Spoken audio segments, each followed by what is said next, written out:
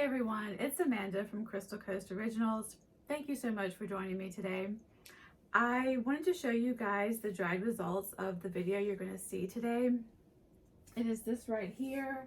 It is a pearl and a cloud pour, and I am just really loving how this turned out. It just looks kind of heavenly to me. It is on a 22 by 28 inch canvas.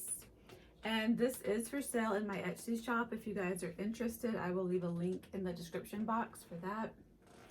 Now for the formula for these pearl and cloud pours, the pearl formula is the base. So you'll see me lay a white and blue base down. Both of those are the pearl formulas.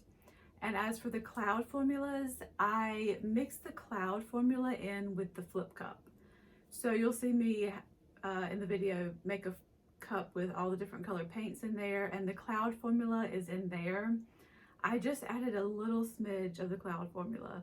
You really don't need a lot. A little bit goes a long way for these pours. And yeah, I'm completely loving the results of these.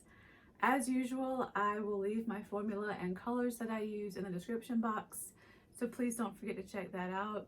Thank you guys so much for watching, and I will see you on the next one.